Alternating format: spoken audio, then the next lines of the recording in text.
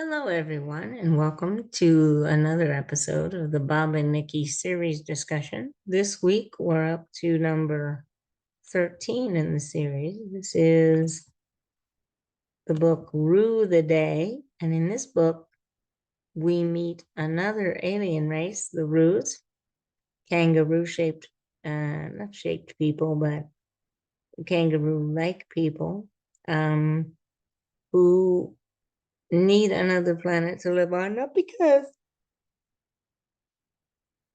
their planet is bad. It's just that they're overcrowded and they have a lot of political factions that are causing problems. So we get a lot of space exploration in this book. We get a lot of insight into the bots in this book. Besides the ruse are the focus of this particular installment that comes. So let me give you a little background on the book from here. As usual, I took some notes on the book when I was reading it so I could go through it. So this installment opens with the crew back aboard the Gene for the most part. We've left a few people on Charlie's planet. If you remember the last installment, we also have left Earth because they're getting overrun by government agents that are putting a lot of pressure on the saucer hauler. So let's go through it. So we have the crew. They find a derelict craft, and it looks to be as old as the Gene, but there are no survivors. There seem to be fewer bots than there should be, and we have Bob's kangaroo guests who, by the end of the book, will be desiring to be part of the crew. We have Lily and her Joey. I'm sorry, Ellie and her Joy Lily that that come about, and we still have the shenanigans with Velma.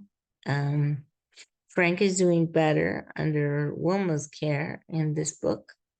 And we have a really poignant exchange in this book. This is why I like these books in particular. There's a really poignant exchange that Bob has with his protection team, and they talk about why they're loyal to him, and it's all the reasons of you treat us like people, you treat us with respect. And Bob is, playing it off as his usual custom is. But they bring up the point that Dingus, even though Dingus would take wonderful care of them, as a Commonwealth citizen would face a lot of pressures that Bob doesn't have because he's not a Commonwealth citizen, and Nikki for the same reason. So they really go out of their way to keep Bob safe and to keep him out of skirmishes. We've reached a point in the series where there's more tensions, there's more things that that could get Bob in trouble, could get the fleet, frankly, in trouble. And you start to see in these books, you still see Bob doing his job, but you see him taking on a more administrative role. You see Bob and the bots and his crew doing more of the heavy lifting. So you don't see him rushing into as many situations as you normally would because of that. So it goes on for a while. You have a few derelicts that Bob finds with no survivors, which gets really depressing. But you also see that Bob makes a discovery early in the book. Back when Bob and Nikki were on their honeymoon, and she had that pilot injury back in, I believe, Lost in Transit. Um, Nikki had gotten a broken arm, and she went into the auto dock, and Bob needed to do something because he was alone with her. They were out in space, and he's a pilot, but he's not up to her level. So he puts her in the auto dock, and it was a squirrel, shall we say, affected auto dock, and they had enhanced it so that it automatically made some modifications and enhanced the people that were put into it. Well, Nikki being pregnant ends up with the enhanced twins, Gus and Becky. So they are even smarter than they would normally have been. And you get an inkling of that in this book, but we don't really see too much of that coming up. That we'll see in an installment or two after that as they get a little older. You'll start to see them get into more things. Now, we have another issue where it's a cultural issue, and the Roos have a lot of a mineral called scandium on their world that the Commonwealth and the Bots use for whole metal, and they can't really get a lot of scandium, so they're anxious to trade scandium with the Roos. Can't really trade technology; it's at the same level, but they would trade scandium, and so Bob creates a deal that they're going to do that. And in return, they're going to get a new planet out of it. Bob has, at this point, 2 new planets. So, communications from normal space let Bob and Nikki know that the rest of the fleet are behind them.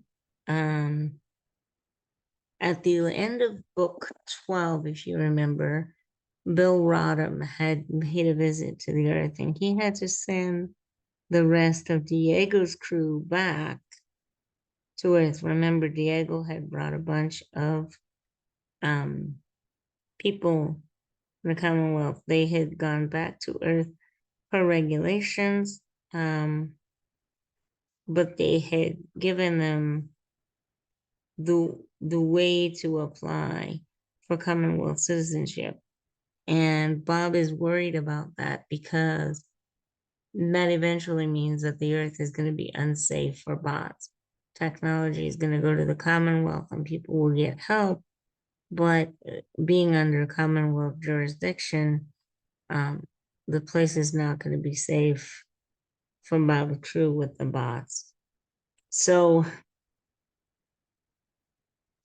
we also get, after some house cleaning and taking the stray ships who happen, some of them are squirrel ships, and some of them are other ships. After that gets taken care of, Bob gets an announcement that Bill Rodham and Bonilia Slungham, who remember is Nikki's mother, are planning to marry. So that's interesting. And then we have some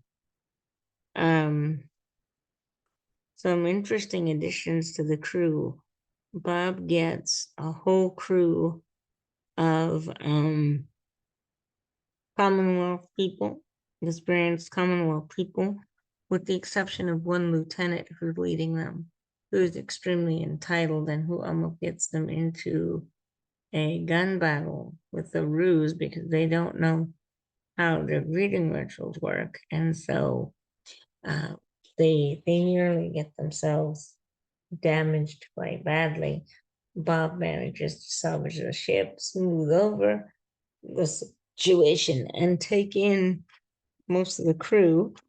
Um, Bob sends home the lieutenant, and there's one recruit that Bob takes care of.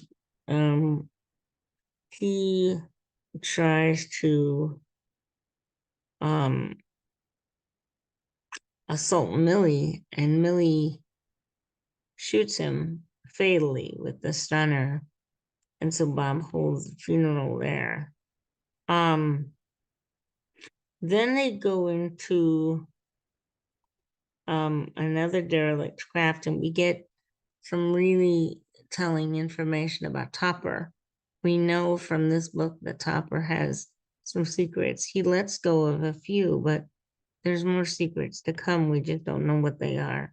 Topper finds the first carrier that was ever to be built. It was before the Gene. And we find out that he was supposed to be on the ship, but at the last minute, he traded duty with a friend of his. And the entire crew of that ship was sabotaged. The ship was sabotaged by the squirrels to stop a war from happening. And so they didn't survive past a few minutes of their mission, but Topper holds himself responsible. Now, see, this is the second time where you really get some insight into sort of the bot way of thinking. We've had the discussion with Bob about why the bots have them on protection detail and why Captain Sally has given all the bots such strict warnings to keep Bob safe and to keep the fleet going. And then you have this incident with Topper that really shows his death and his coming back, and hopefully we're going to get a chance to help Topper soon with that, as you know, he's still looking for his buddies. There's also, in the planets that Bob finds, there's one planet that's really nice with a native population of bots, old bots that made the colony go after their people never made it back. And they've been at it, and they don't recognize any owners, but Bob is trying to get a lease plan, and that's where he wants to settle the ruse. It hasn't quite happened by the end of this installment, but it's definitely in process. And the other one is a group of bots that were left by themselves so long that they become despondent. And when Dingus finds them and turns them on, they beg to be turned off because they don't want to remember what those thousands of years of memories have been like. So there's some discussion of, do we bring them back? Do we not? How do we handle the situation? But we haven't actually handled it yet. Dingus may have, but we haven't heard about the deposition of that situation. But I read the books, these books, for the interactions with the bots and seeing how the crew develops and how they grow. Like I said, you don't read these books for great earth-shattering philosophical regulations. You read it for the very human moments in the books that stick with you as you go. And God's two of those in here. And I appreciate especially the ones with the bots.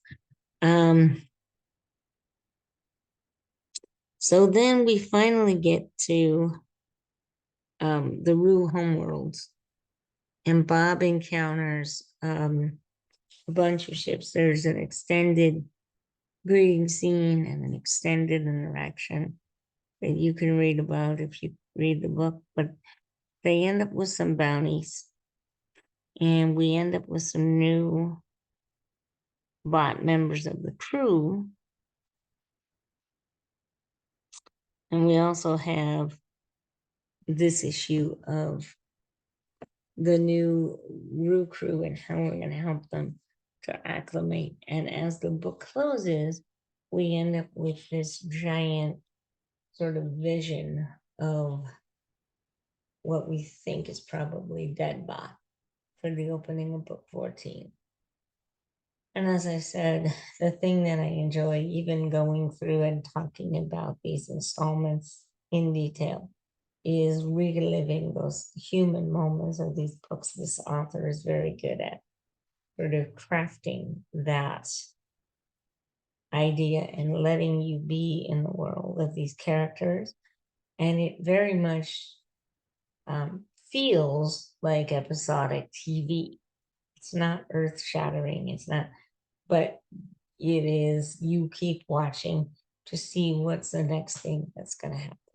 So join me next week, Lord willing, for book 14, Deadbot. That's about it for this installment, Through the Day. Thank you for watching, folks. Those of you that have been following the series so far. And I know a few of you have. I don't know how many of you will pick it up, but for those of you who have enjoyed and enjoy following through with the series with me, thank you for watching, and I'll see you in my next video. Stay safe, and I'll talk to you very soon. Bye for now.